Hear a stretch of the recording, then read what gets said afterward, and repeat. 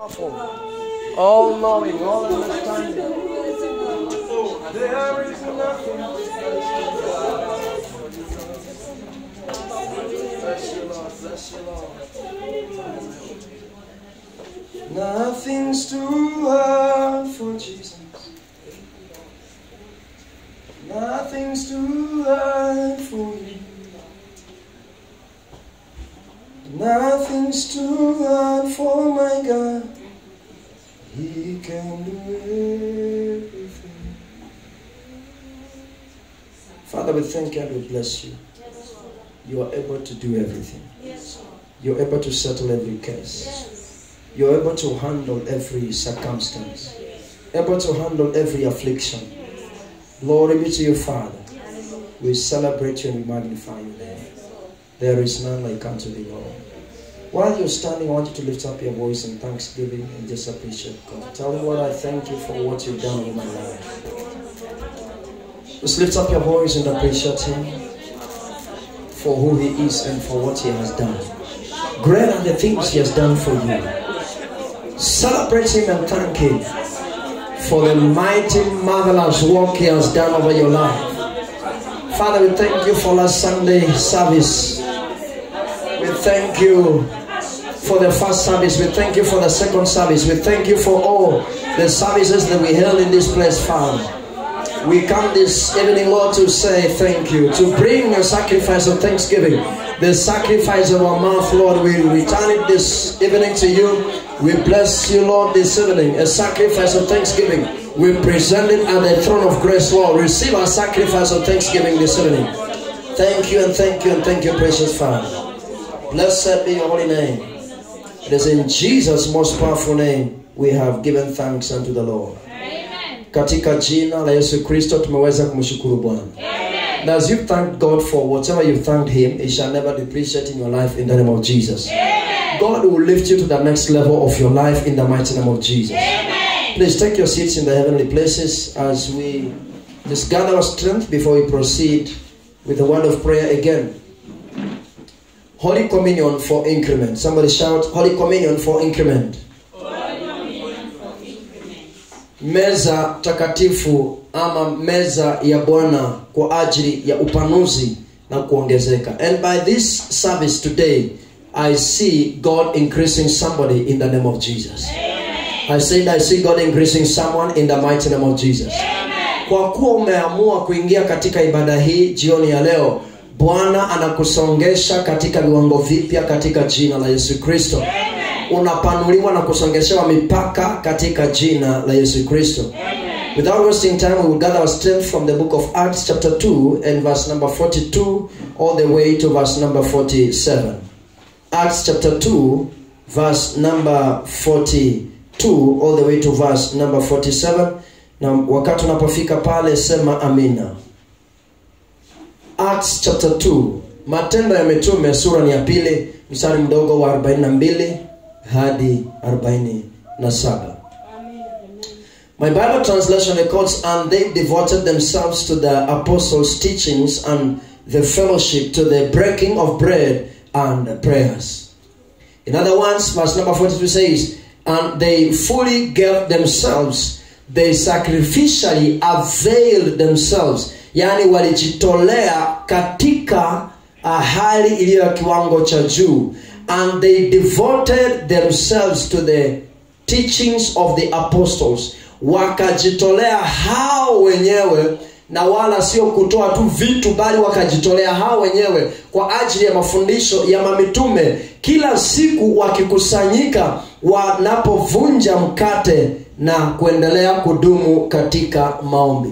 So you understand that we are supposed to sacrificially avail ourselves for the purpose of breaking of the bread and for the purpose of having fellowship. We don't gather because we don't have anything to do. We don't gather because we are idle, but we gather sacrificially. Tunakusanyika kwa kuja kama dhabihu, kujitolea. Romans 12 says, do not conform yourself to the standards of this, but be ye transformed. So we are to be transformed by also offering our bodies as sacrifices before the Lord. Amen. we come every Wednesday to devote ourselves to the fellowship and to the breaking of bread and to the teachings of the Word of God. Verse number 43. And awe came upon every soul, and many wonders and signs were being done through the apostles. And many were surprised, and many were shocked. Na wengi wakashangazwa sana, yani wakashituliwa kwa sababu ya miujiza ambayo ilifanyika kupitia kwa mitume. Many were surprised. That is, the fear of the Lord came upon them because of what they saw. They saw signs, they saw wonders, they saw miracles. And these signs and wonders are as a result of their devotion and commitment to the teachings of God and to the breaking of bread. The signs came after that. Verse number 43 happens just after their commitment to what they have done in verse number 42. By devoting themselves and availing themselves to the breaking of bread, to the teaching of the word, and to also dwelling in prayer.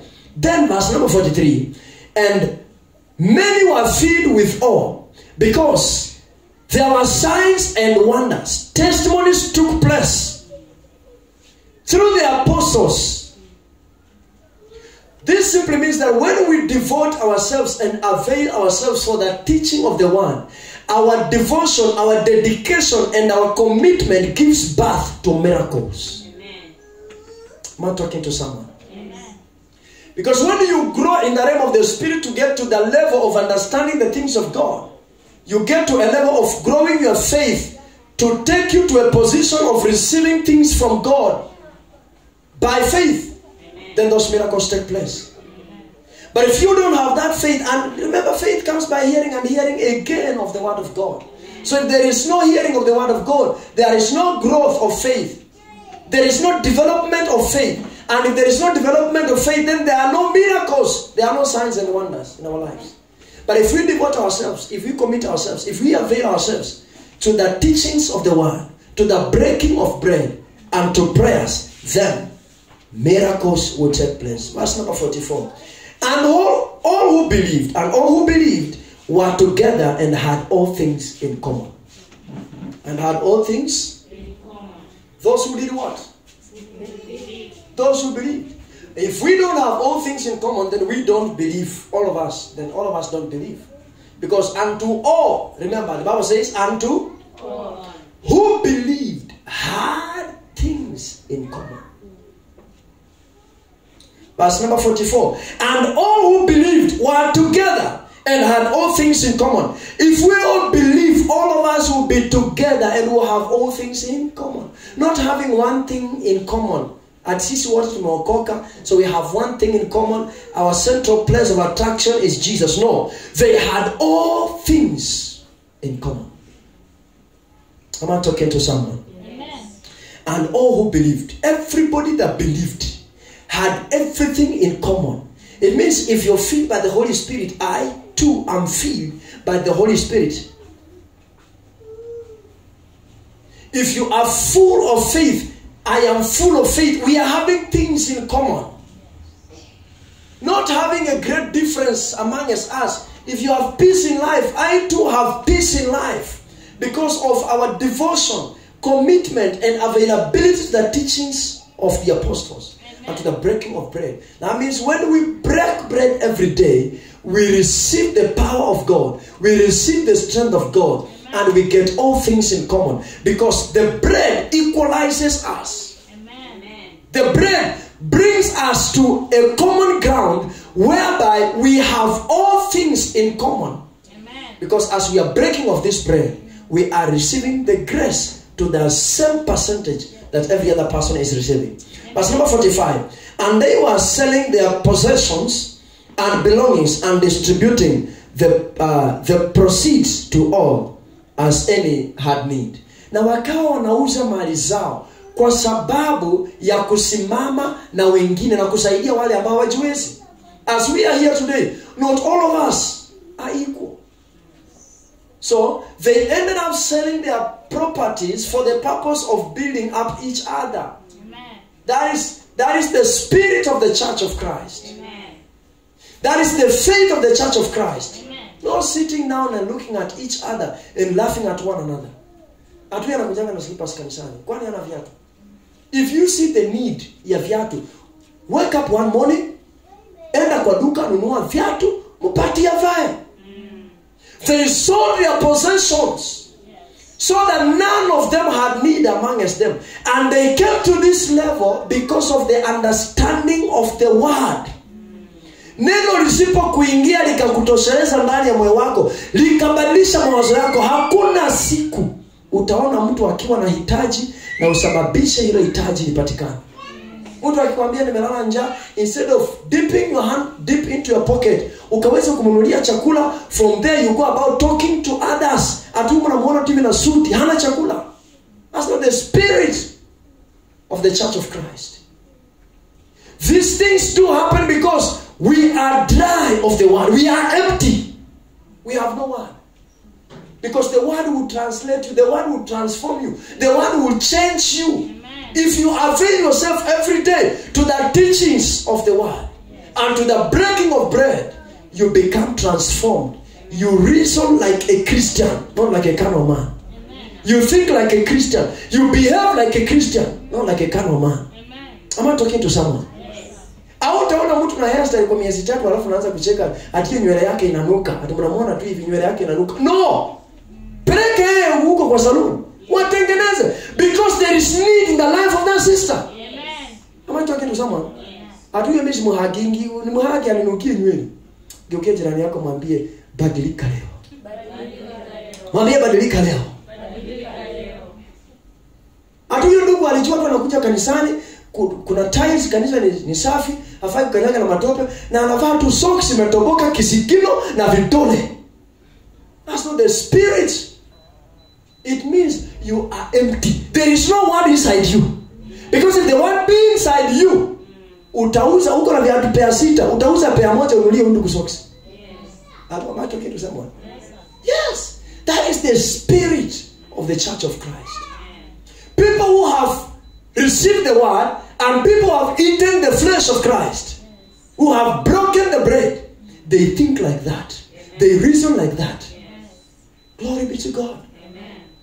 You will not begin looking at people with those evil and wicked eyes. You'll be looking at people with friendly and lovely eyes.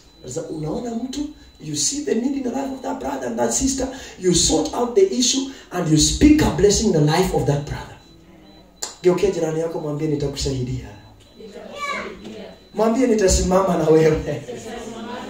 Mwambie sitakuacha uhangaike peke yako hapa. Nitahakikisha tuko na kila kitu kinatoshana. Mwambie nitahakikisha uko na amani kama mimi. Jipigie makofi mazuri kwa kuhubiri injili. Glory.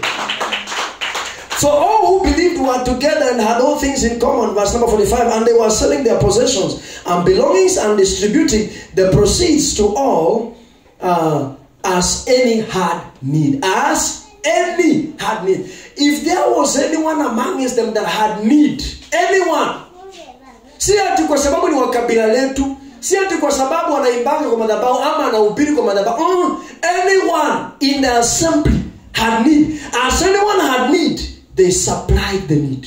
Yes. Bwana Yesu asifiwe. Amen.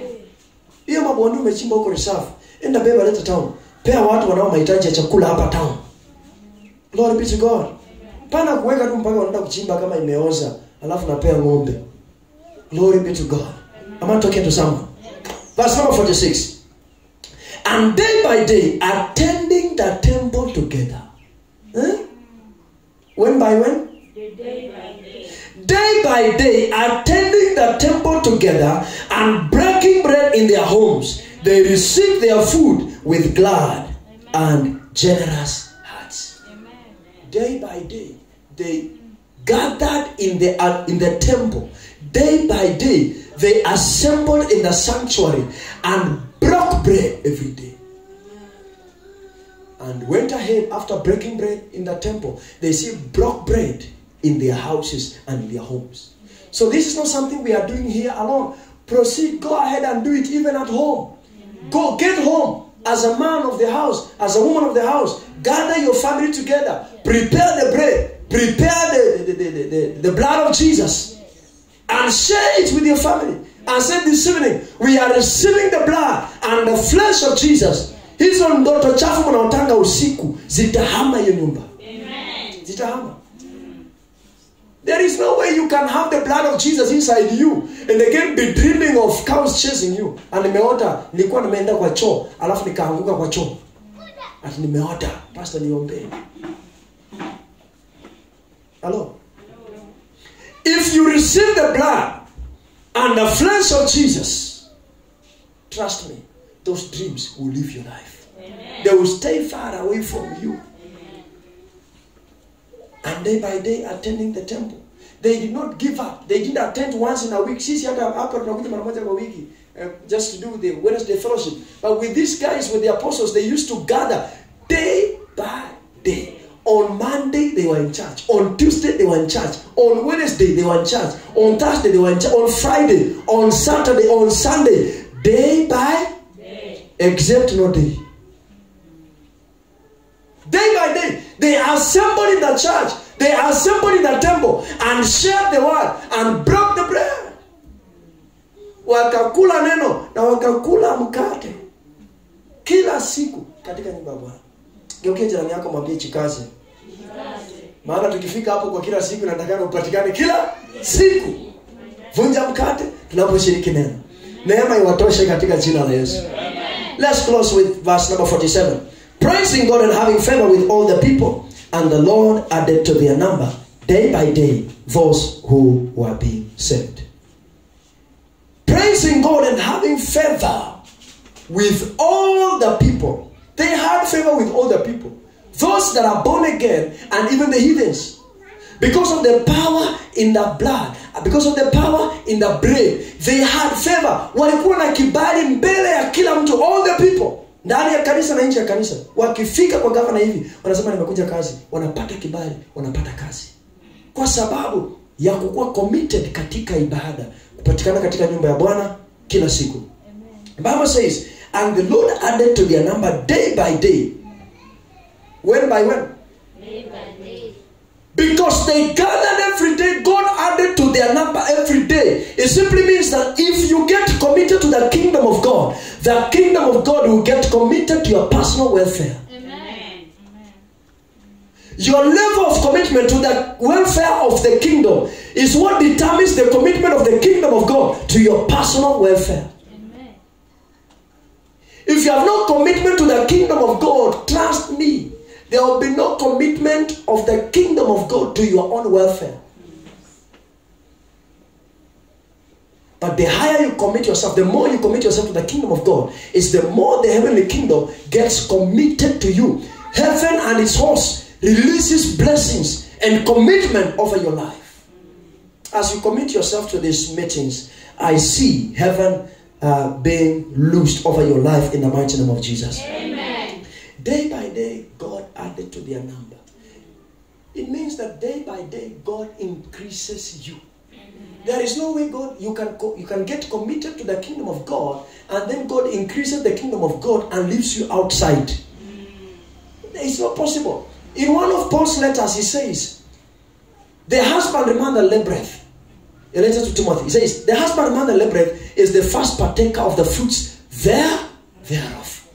So if you are committed, wewe ndiye mkulima ambaye umetia bidii, ukiingia kwa shamba kila siku utaona matunda ikiwa. Utaona. Na wewe ndio utajua. Wewe ndio utajua. Mimi nilipanda mihogo kwangu. Mimi ndio nilikuwa wa kwanza kuchimba. Jirani yangu kujua kama imeweka. Ile siku nilikuwa nachimba na sema, "Hey, pastor, kioli na kuja bahari." It is me that goes there every day. I know what happens there. So if you are committed, you are the husbandman, you are the man that labors, you shall be the first partaker of the fruit. So if you are laboring in the kingdom of God, and the kingdom of God expands day by day, then the first person to be increased, to be developed day by day is you. Amen. Before the kingdom. Amen. Get that understanding? Amen. So this is the Holy Communion for increment. Amen. And I believe God is going to increase you in the name of Jesus. Amen. Before he increases this assembly even further, he is going to increase you in the mighty name of Jesus. Amen. I see your family being increased. Amen. I see your job being increased. Amen. I see your salary being increased. Amen. In the mighty name of Jesus Christ. Amen. So what is it that has stagnated in your life? What is it that has stagnated in your life? Day by day you're doing business. There is no development. There is no increment. You don't see the fruits of your labor. You see get losses. But you see make losses at the end of the month. Stock in Aisha, you don't see the money to bring another stock again. God says he's going to release an increment over that business. Amen. God says he's going to develop that which has stagnated. Amen. If it is your job that has stagnated, God wants to jack it up again and give it pressure and give it motion and make it to move and push it forward and cause it to begin to move.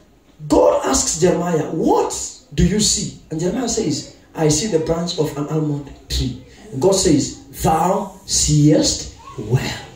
Then there's a statement that God says, I will stand behind my word and push the word until it is done. Meaning God stands behind his word and he pushes the word until it is confirmed, until it is fulfilled. So there is no way he will say anything and then stand behind and just watch. He will push it. Has he said anything? So shall it be. Amen. It's not the Son of Man that he may lie. It's not man that he may repent. Whatever he has said, so shall it be. I declare this evening, whatever thing that has stagnated in your life, may it receive life to move in the name of Jesus. Amen. May it receive the power to move again in the mighty name of Jesus. Amen. I want you to jump up on your feet and lift up your voice and pray in this manner. Father, by this communion, let whatever that has stagnated in my life begin to move. Hebu na chochote ambacho kimekwama katika maisha yangu kikaweze kuinuka na kuanza kusonga katika jina la Yesu.